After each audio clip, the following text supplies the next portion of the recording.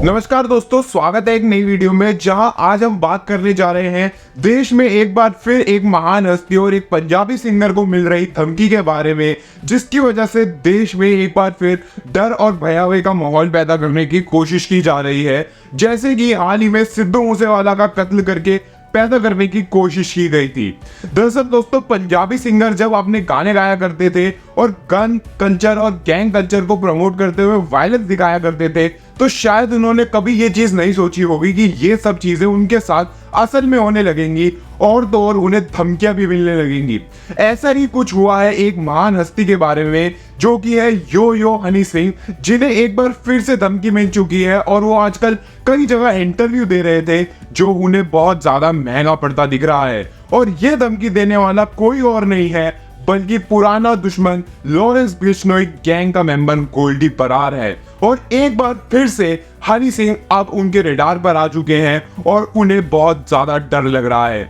इसी के ऊपर चर्चा करते हुए आइए देखते हैं इसके पीछे क्या है कानूनी फैक्ट्स और दस्तावेज, करते हुए संविधान को प्रणाम। आइए शुरू करते हैं।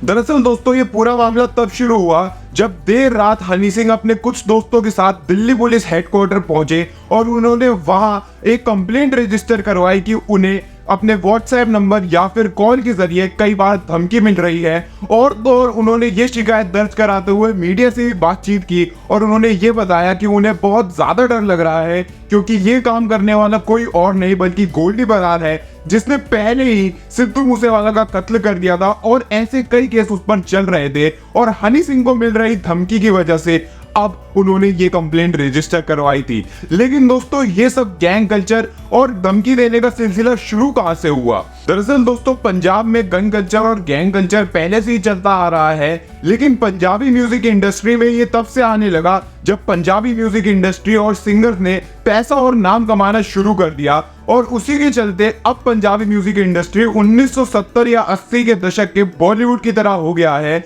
जहां क्या फिल्में बनेगी या क्या गाना बनेगा और कौन गाना गाएगा, ये सब अब गैंगस्टर तय कर रहे हैं। और ऐसा ही कुछ होते हुए जब गैंगस्टर पंजाबी म्यूजिक इंडस्ट्री में आना शुरू किए, तो उन्होंने पहले तो सिंगर से पैसा लेना शुरू किया और साथ ही साथ उनके शोज में से भी हिस्सा लेना शुरू करा। इसी के चलते गैंग्स आपस में बंटने लगी और बीच में आ गई लॉरेंस बिश्नोई गैंग, जो अब सबको धमकियां और डराने देने की कोशिश कर रही है, जिसकी वजह से अब सिंगर्स डर में है और देश में भी एक ऐसा माहौल पैदा करने की कोशिश की जा रही है कि जो भी लॉरेंस बिश्नोई गैंग के अगेंस्ट में जाएगा या उनके राइवल मेंबर बनेगा, वो शायद अब जान से हाथ धो पाएगा। दरअसल पंजाबी म्यूजिक इंडस्ट्री में अगर कोई सिंगर राइवल गैंग के लिए गाना नहीं गाता या उसे मना कर देता है, तो वो उसके लिए निशाना बन जाता है और शायद अब उसका करियर या फिर जिंदगी तक भी दांव पर लग जाती है। और ऐसा ही हमने कुछ समय पहले परमीश वर्मा के साथ भी होता देखा था, जब उन्हें भी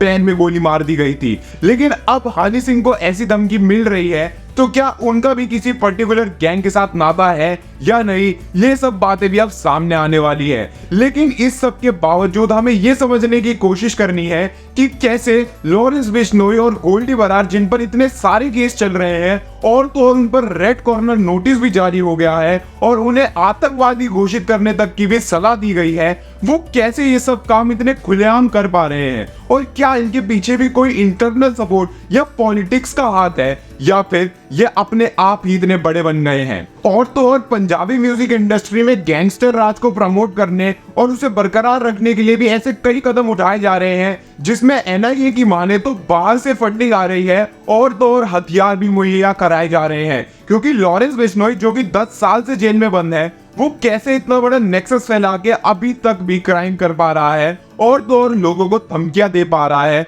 और मर्डर भी कर पा रहा है। और सरकार की माने तो गैंगस्टर गोल्डी बरार को तो बाहर से जेल में बंद कर रखा था और उसे इंडिया लाने की तैयारी की जा रही थी, तो वो कैसे खुलेआम ऐसी धमकियां दे जा रहा है? और इस पूरी चर्चा में अंत में हनी सिंह के साथ अब आगे क्या हो सकता है, ये हमें समझना होगा, क्योंकि हनी सिंह को तो धमकी मिल चुकी है और उन्होंने इस चीज की कंप्लेंट दिल्ली हेडक्वार्टर में करवा दी है और सेक्शन 506 ऑफ द आईपीसी के तहत उनकी कंप्लेंट भी रजिस्टर हो चुकी है। लेकिन अब पुलिस आगे क्या करेगी और कैसे इन सब गैंगस्टर्स का अंत कर पाएगी या नहीं, और क्या हमारे देश में गैंगस्टर राज ऐसे ही चलता रहेगा, ये आप अपनी राय जरूर कमेंट बॉक्स में बताएं। तो दोस्तों, अंत में पूरे मामले की तफ्तीश करने के बाद और अपनी लीगल सोच लगाने के बाद बाल की गाल तो यही निकल के आती है कि ना जाने ये कौन सी दुश्मनी है जिसने गोली चलवाई है, ना जाने ये कौन सी दुश्मनी है जिसने गोली चलवाई है। बंद करो अब इन धमकियों के सिलसिले को, क्योंकि देश में एक नई ऊर्जा की लहर छाई है, क्योंकि देश में अब एक नई ऊर्जा की लहर छाई है। धन्यवाद दोस्तों, पूरे वीडियो में मेरे साथ बने रहने के लिए। मैं आपसे मिलूंगा अगली वीडियो में एक लीगल सलाम के साथ। तब तक आप लीगल सोच को सब्सक्राइब कर ले और अपने आसपास कानून का पालन करते रहे। जय हिंद, जय भारत।